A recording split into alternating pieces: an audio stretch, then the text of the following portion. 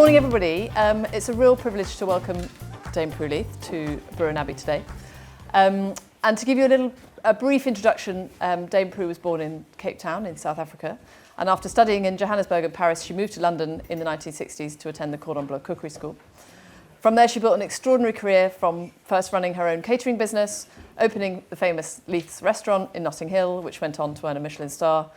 She later founded, as you all I think know, the Leith School of Food and Wine, which has trained generations of chefs and food professionals and has since become one of the UK's most respected voices in food, education and hospitality. Alongside her business achievements, Dame Prue is a celebrated writer, broadcaster and campaigner, the author of numerous cookbooks and novels, and of course known to millions of us who very much enjoy her judging on the Great British Bake Off. She's been honoured with an OBE, a CBE and in 2021 a DBE for outstanding contributions to food, broadcasting and charity. And so I would very much invite you to join me in welcoming Dame Prue to Bruern Abbey. It sounds like I've done an enormous amount, but you've got to remember that I'm very old, so I've had lots of time to do it all. You guys are so lucky because somebody is teaching you to cook. Because I just think if we can get every child in the country able to cook and actually enjoying food and liking good food and liking healthy food and being able to eat a vegetable without gagging. I just wondered what you thought made somebody successful really in food or in life, based on your experience. Well, I think the most important thing in any endeavour is to stick at it. I think it's tremendously easy to give up when things get tough. But if you're dogged and you just keep on, you'll get there. I think doggedness is more important than talent. So that was what made you first fall in love with cooking? Do you know, I was brought up in South Africa and in the days of apartheid. So it was a system that was evil. Really evil, but that's what I was brought up in. And my parents were very liberal and taught us how awful apartheid was. But we still benefited from that system because we were very privileged. We lived in a really lovely house, and we had a cook and a gardener and all the rest of it. And so I never went into the kitchen, and I went to. We ate very well, so I loved food, but it never occurred to me that there was huge talent and interest and that to be a cook would be an interesting thing to be. It just never occurred to anybody in white South Africa that a white girl would go into the kitchen. I spent 2 years as a student in France. And you can't really live in Paris for 2 years and not get interested in food because the French, frankly, are obsessed with food. I was doing a course called the Cours de la Civilisation Française, which means civilization course of French. And it was basically, I was learning about French poetry, French literature, French history, French culture, generally French. And it was very interesting. But what I really became obsessed with was cooking and food. So I thought, I think I want to be a cook. I couldn't afford to go to the Cordon Bleu in Paris because I was running out of money to live on. But if I went to London, I could stay with friends for free. So I went there and I went to school. So it's a long answer, but the truth is, it was Paris that did it for me. There we go. So what's the dish you've cooked most regularly throughout your life at home? Scrambled eggs. Yep. John, what do I cook most regularly? Leftovers. Leftovers. I'm very good at leftovers. I'm quite creative with leftovers. I love cooking with leftovers. I can't bear to waste anything. I'm very mean. I don't make a lot of cake. People think that I must be a great cake baker because I'm a judge of cakes. People say to him, you must get wonderful cakes if you married to Prue Leith. And he says, our house is a cake-free zone, and I should have married Mary Berry. How did it feel to be awarded a Michelin star? There we go. You know, that's a very interesting question because I wanted a Michelin. My restaurant was I had it for 25 years. It's a long time. And for a good 10 of those years, I really felt we deserved a Michelin star. But to get a star is the point. And I'd open this book every bloody year, and there was no, we didn't have a star. And finally, I just got fed up with this, so I thought, I'll find out why. So I rang up Michelin, and I said, can I speak to the editor?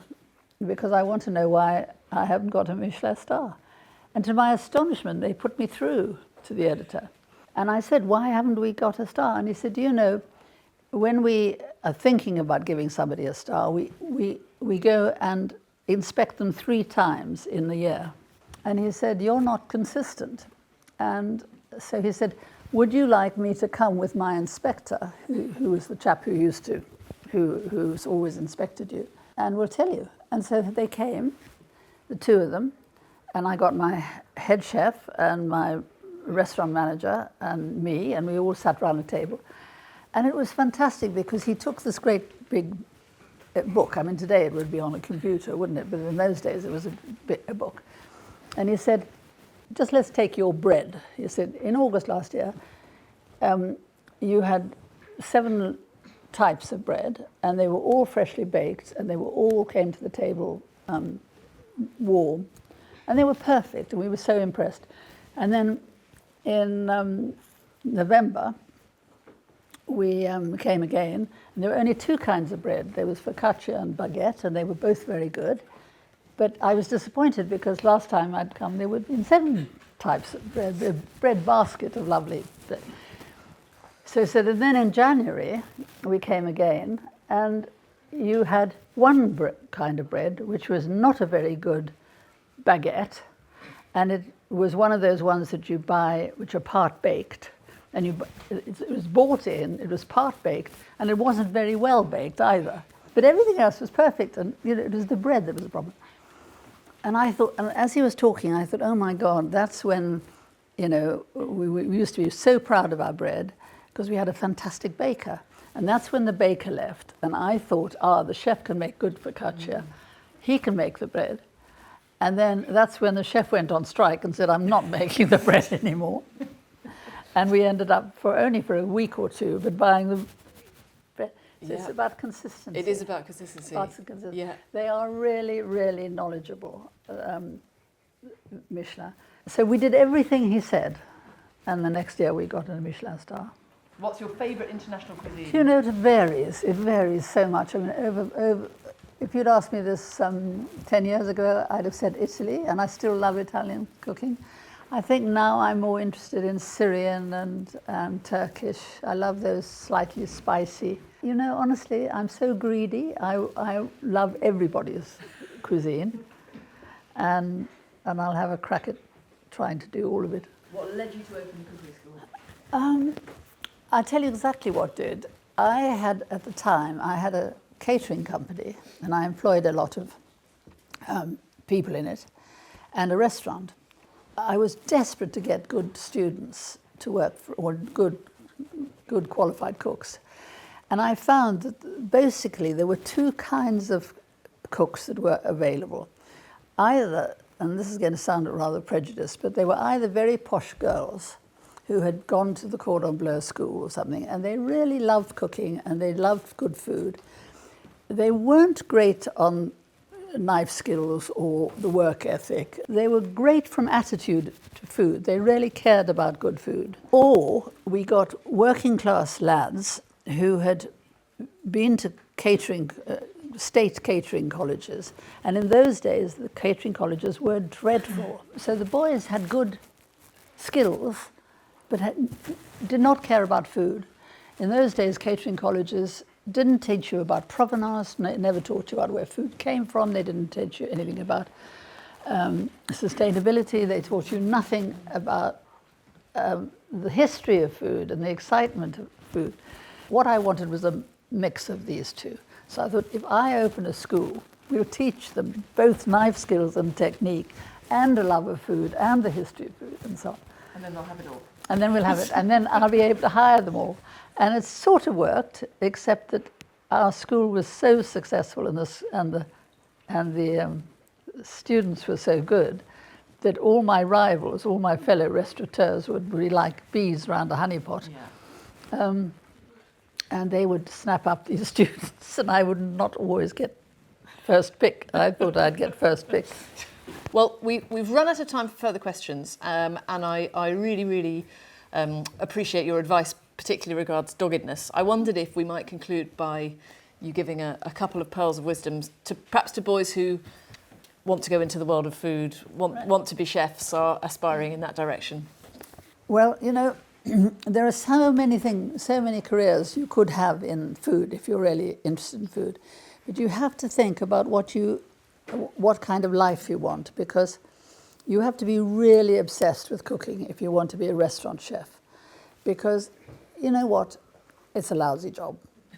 There are huge benefits, like it's fantastically satisfying when you get to start being creative and you get higher enough up in the hierarchy. But you can be a cookery teacher, which is hugely gratifying and satisfactory. I mean, whoever teaches you lot must know the joy of seeing somebody develop from really being quite nervous and not good to really doing it well. So teaching is very satisfactory. You can write cookbooks. If you want to cater for people and you don't want to work in the restaurant trade, you can go into catering business, and that's much better because most of that is pre-prep. You're not always out on the job. And that's exciting. And in fact, in all the things I've done, being a caterer was what excited me most, because I like the fact that you have no rehearsal with catering. You're doing somebody's wedding or you're doing a party and you're trying to please the customer. It's not what you want. When you have a restaurant, you're doing what you really, the sort of food you want. But when you're looking after a customer, you're trying to fulfill their dream, not yours. And that's a challenge. But the best thing is that you have every single job is different and you never have to do the same thing twice. So I like that. So catering is great. Well, look, thank you so much for coming to talk to the boys at this start of our Leiths journey. It's we couldn't have dreamed for more, really. And I'm really also so grateful to Claire McKeon, who's a trustee of Amici Brownie, who has put us in touch. So boys, please can we show our appreciation to Claire and also to Dame Prue Leith.